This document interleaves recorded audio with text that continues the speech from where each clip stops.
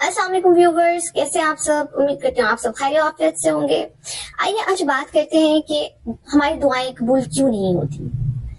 तो सबसे पहली बात तो ये कि दुआ इंसान तभी मांगता है जब वो किसी सख्त जरूरत का शिकार होता है, मोस्टली यही हो रहा है, राइट।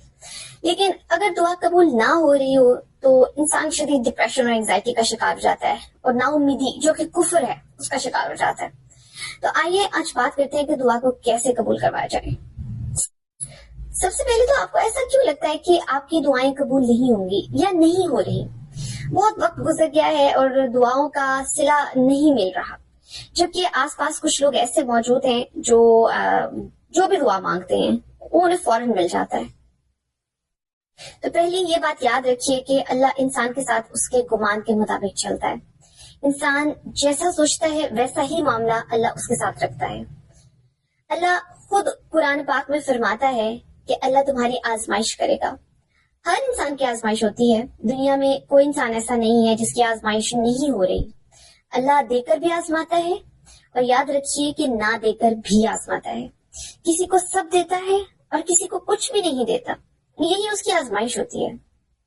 दूसरा ये कि अल्लाह से डायरेक्ट अपनी बात करें, डायरेक्ट दुआ मांगे, मदद मांगे और कोशिश करें कि खुद आप जो दुआ मांग रहे हैं, जो भी आपकी दुआ है, ठीक है, उसका जिक्र किसी से ना करें। खास तौर पर उन लोगों से बिल्कुल नहीं करें जो आपसे कीना, बोझ और हसद रखते हैं। सिर्फ अपना आप अल्लाह के सामने खोलें। अच्छा, अब सेकंड थिंग कि दुआ किस वक्त मांगनी चाहिए कि कबूल हो जाए।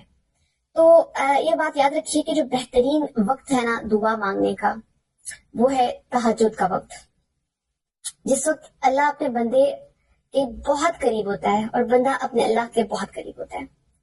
अल्लाह उसको खुद पुकारता है कि आओ, कोई है जो मुझसे दुआ मांगना चाहता है। अब मैं आपको अपनी एक रियल लाइफ स्टोरी सुनाती हूँ।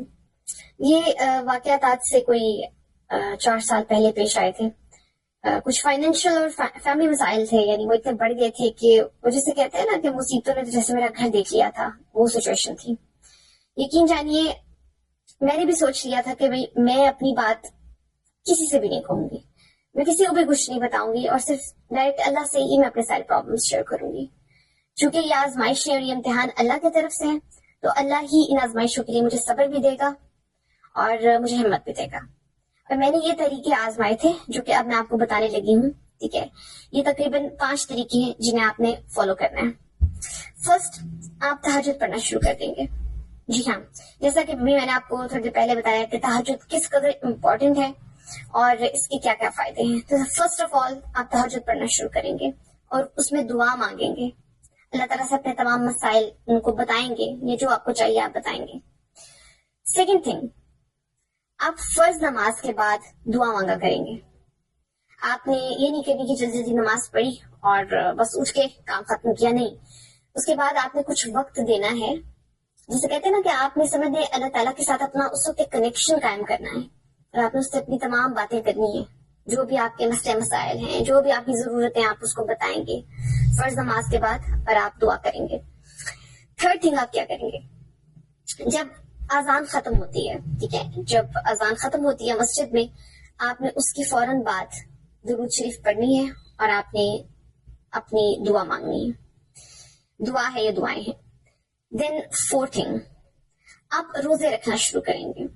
अच्छा, रोजे आपने कैसे रखने हैं कि आप कहेंगे कि जुमा का दिन आपने फिक्स कर लेना है कि आपने हफ्ते में एक दिन जो कि जुमा का दिन होगा उस दिन आपने रोजा रखना है, क्योंकि रोजादार जो है वो अल्लाह ताला के बहुत करीब होता है और अल्लाह ताला उसकी दुआ को रद्द नहीं करता।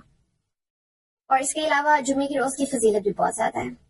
पांचवी जो चीज है, जो 5वां काम आपने करना है वो ये है कि आपने रो रो कर, गिड़गिड़ा कर अल्लाह से दुआ करनी है। जैसे एक बच्चा रोता है ना, वैसे आपने रोना है और अल्लाह ताला से अपनी जरूरत या अपने मसाइल जो हैं उनके सामने पेश करने हैं। और अल्लाह खुद कहता है कि मुझे बहुत हया आती है जब मेरा बंदा मुझसे कुछ मांगता है और मैं उसे खाली हाथ लौटा देता हूँ। तो वो ऐसा नहीं करता, ठीक है। और खुद अल्लाह ताला भी यही कहता है कि जल्दी मैं तुम्हें इतना अता करूंगा कि तुम खुश हो जाओगे। सो ये जो ताखीर का भी मामला है, ये याद रखिए कि अल्लाह ताला आपका सब्र आजमाता है। जज़ाकल्लाह।